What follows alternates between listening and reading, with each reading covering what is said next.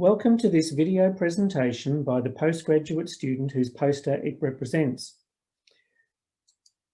We will miss the bustling crowds around the posters at the All Energy Conference this year, but we hope you enjoyed this online version that we have created. Before the presentation starts, I would like to acknowledge the support of our generous sponsors.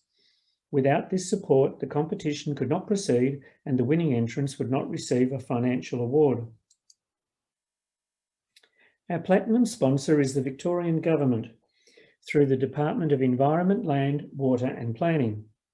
Its brands include Victorian Energy Compare, Victorian Energy Saver, Victorian Energy Upgrade Program, Energy Scorecard and Energy for Business. Their contact details are on the slide. Monash University's Monash Energy Institute is one of our silver sponsors. With over 170 staff involved, the Institute has a vision to bring people together to solve global energy problems. The Monash student posters in this competition represent some of that work. Baywa Renewable Energy is another silver sponsor. Baywa develops both wind and solar projects in Australia as part of a global energy portfolio. Baywa staff have also supported our AIE events in the past, including our Young Energy Professionals Speed Networking events. Our final silver sponsor is the University of Melbourne's Melbourne Energy Institute. Many of you will have attended their regular forums that keep the energy community and public up to date on technical and policy energy matters, and the University of Melbourne posters in this competition reflect some of that work. Seed Advisory is our bronze sponsor, and this small but well-recognised energy consultancy covers both the technical and regulatory fields. Seed Advisory has been a regular supporter of the AIE and a presenter at our events. Lastly, we thank All Energy for hosting our live poster events over the last decade, and we look forward to doing this again post-COVID. These last slides show you our poster winners in the last competition. And I now hand you over to the poster presentation. Thank you. Hello everyone, welcome to this presentation, and my name is Michael. Let's get started. Due to the unprecedented growth of residential PV systems, curtailment of PV generation is becoming increasingly necessary to reduce the volume of reverse power flows, as these reverse power flows can create significant voltage and thermal issues in the distribution network. At the same time, from a fairness perspective, it is also desirable to allocate the volume of active power curtailment equally among the customers. However, the existing volt-watt scheme can penalize customers towards the end of the feeder, as their voltage is expected to be higher than those at the start of the feeder. In this particular work, I have investigated the use of an OPF-based PV curtailment scheme to ensure fairness. So this is essentially a mathematical optimization problem that also considers a linearized three-phase network model. So this model is there to cater for the physics of the network. Also, being an optimization problem, I have tailored the objective function to incorporate different perspectives of fairness. So these are the three I have investigated: OPF generation, OPF export, and OPF financial. So for instance, OPF generation aims to ensure equity for the PV system. So this only looks at the PV generation. For OPF export, it looks at the net power at the meter.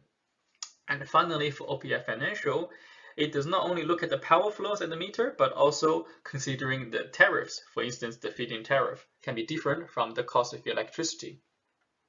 For the case study, we have used a three-phase integrated medium voltage, low voltage distribution network. There are over 4,600 single-phase customers in this particular feeder. The investigated scenario had 50% PV penetration, and we analyzed this for a summer weekday. There are 5 schemes we consider in total for comparison purposes.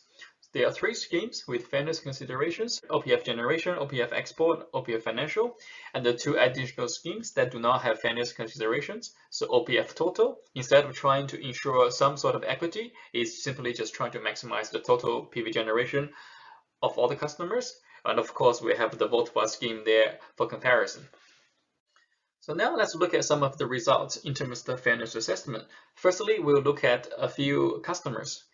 Here I have chosen 4 representative customers, and then we're going to compare their PV generation after curtailment from different schemes. So the highlight here is for customers A and B, their differences is the location in the feeder. One is towards the start of the feeder, one is towards the end of the feeder. For C and D is their relative demand. So one has higher relative demand, the other one has lower relative demand. What you can see here on this slide is a plot of the customer PV generation depending on different curtailment schemes. These are the solar lines here, as well as the demand, which is the dotted line. So what you can see here is for customer B is actually being penalized due to his location in the feeder because he's towards the end of the feeder. That's why he's being heavily penalized, as you can see here, compared to customer A. On the other hand, for OPF generation, OPF export, and OPF financial, we are seeing similar performances, which means that they are not being penalized depending on where they are in the feeder. Now moving on to customer C and customer D. Actually, what you can see here for customer C, using OPF export, it actually allowed the customer to export excess generation. As you can see here, the generation is higher than the demand. On the other hand, for the OPF generation, OPF financial, customer B, solar output is actually less than the demand, so he had to import extra power from the grid. Now moving on to the results across the whole network. So here we have plotted the daily average of all the customers as a box plot. You will see that on the next slide. And these results are also separated into 4 different quartiles based on the distance to the head of the feeder, as you can see here. On this slide, we have shown 3 different metrics which are used to quantify the performance in terms of PV generation, energy export, and the financial benefit. As you can see here, for OPF generation, it ensured absolute equity for all the customers in terms of the PV generation. Similarly, for OPF financial, it made sure that all the customers received the same performance in terms of the financial benefits. Now, in terms of the export, it's clear to see that OPF export, of course, performed the best.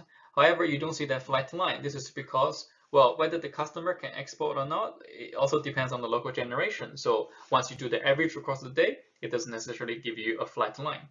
And then the other interesting thing we can see is with OPF total and the volt-watt, there's actually a large disparity among the customers. For instance, you can notice there's a much larger spread in terms of the performances across different customers, as well as a gradual decline in the median as we go along the feeder. Now, finally, to conclude, so we have shown that OPF total and volt-watt can result in a high disparity in terms of the PV curtailment. On the other hand, for OPF generation, OPF export, and OPF financial, they ensured more equity among the customers. Also, an interesting finding is there is actually an inherent trade-off among the different fairness objectives. For instance, if you try to be fair in terms of PV generation, there are going to be some sacrifices in terms of any export or the financial benefits.